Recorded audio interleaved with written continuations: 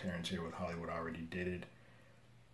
I've been trying to record this one for a couple of days now, since the news broke. This is normally how I would do my Hollywood wrap-up for the week in the Hollywood news, but quite frankly, there's only one piece of news that really hit home and really matters to me anyway. There may be some other stuff for some other folks. As we all know, Chadwick Boseman has passed at the age of 43 due to a 4-year battle with colon cancer. As you can see with what I have on, and if anyone knows me, how big of a fan I am of both Black Panther and Chadwick's career, this one hurt. This one hurt quite a bit.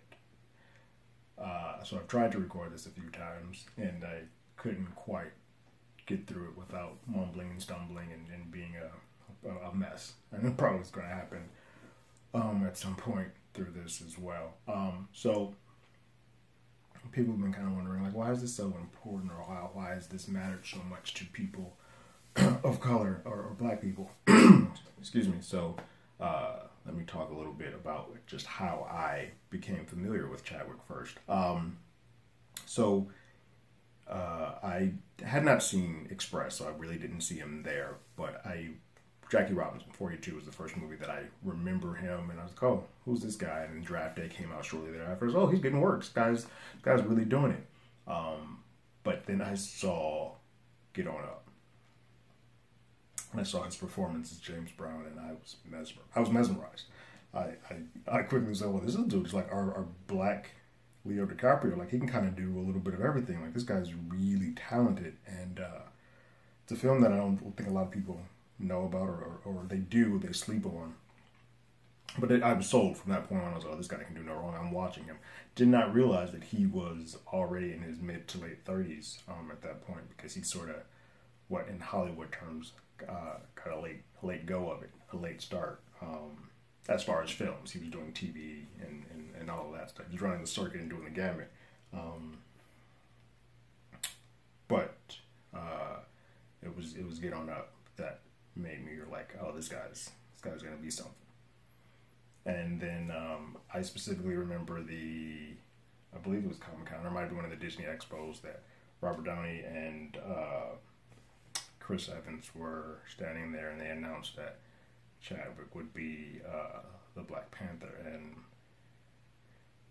I don't know how many people knew how good of an actor he was, or how well this would go, but I was like, oh, that's a fantastic pick. That's the one.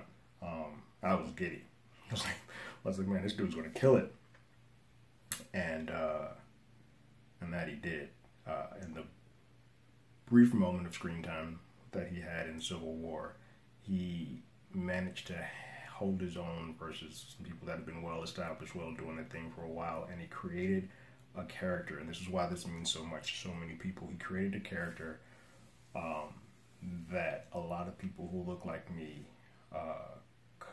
could look up to. There was a character that was now visually on screen, where I'm a geek, I'm a nerd, I've always loved these things, but there's always some sort of a disconnect between the Supermans or the Batmans or the Wonder Womans or the Iron Mans, because I don't look like them. I'm sure we've had the Blades, but Marvel had done everything at that point to sort of separate themselves from being a comic book movie. We've gotten Steels, we've gotten the Meteor Mans. There have been versions of African Americans on film that were superheroes, but this was the one that felt more authentic. It was done 100% by Black people. Not to say that Meteor Man was not, but it was done by 100% by Black people. It had the culture, the feel, the texture, the sound, the soundtrack. It had everything that felt like this is what this is going to be. This is something important for us. And he was the king. He was the guy. He was the person, the perfect embodiment to portray that. And he's gone. And that, I think, in a year where it's just been very, very difficult, as as a black man, as a black woman, as a person of color, to then just on top of all the shit sandwiches that we've been getting, then to take the guy who gave us a character that I think is going to live on forever in cinema form, and did just gangbusters record-wise and just changed the culture and brought attention to that world and African culture. He's gone. The part that is just unfathomable to me is that all of this was done while he was ill. He has been suffering for 4 years. So think about that, from basically the start of Civil War. Well, we can say Gods of Egypt if he was, depending, that was released in 2016, but from that point on to Civil War, the entire run of these Marvel films, he was ill. He, 21 Bridges, he was ill. The Five Bloods, he was ill. He did all of this being selfless, hiding it, keeping it to himself because he had the dignity. I don't want anybody to know about this, but I'm still going to go out here as a black man who was also an actor. You respect that. You're like, I got to take my shot. I got to do this. And in that 4-year run, this man gave us some films that are going to last the test of time, and a character that means more to most people than I think anybody can actually put words to. I don't know if there has been an attachment to a fictional character as strong as there has been for me to Black Panther, which also then leads to an affection and an admiration for the person portraying.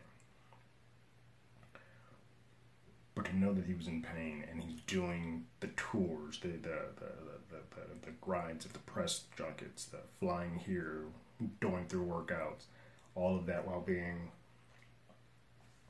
ill.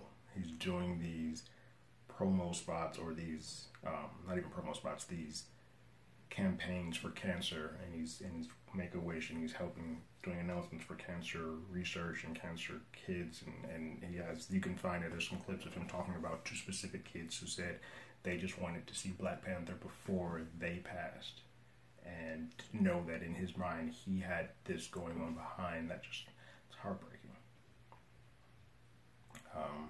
There's already a lot that just being a black man in this world has to deal with, but then to throw that on top of it, but to have him have the most dignity, have the most smile, doing everything he humanly could. This man was in overdrive for these 4 years. Saturday Night Live, he got to do a lot of bucket list things before he got out of here, and it seems like even in his last days he was still checking in on people and giving messages and all of this. For me, one of the most painful things about all of this is that we went years without having a character that represented us on screen.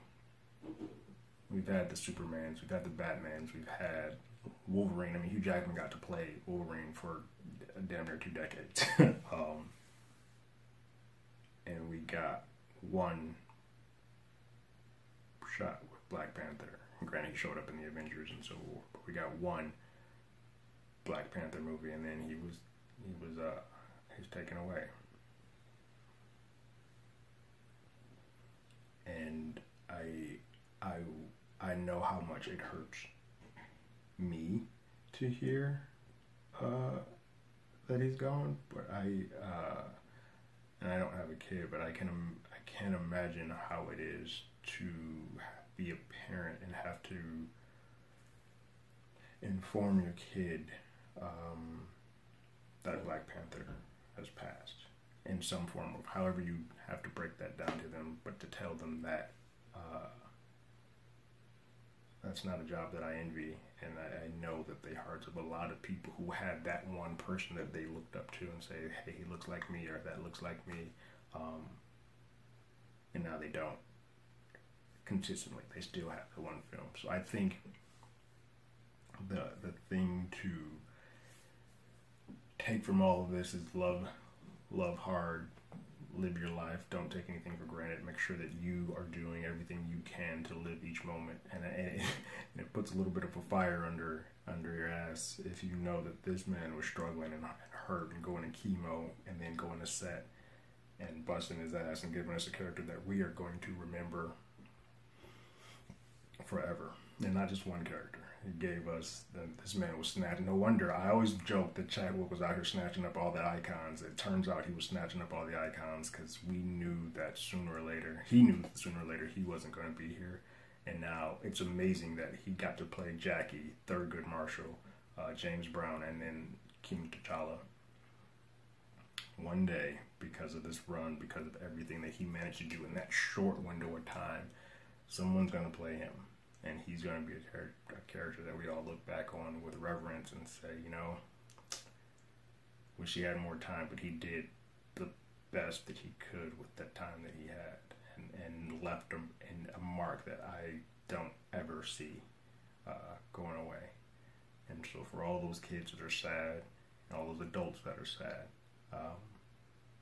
take the time. Take the time. It's going to be hard.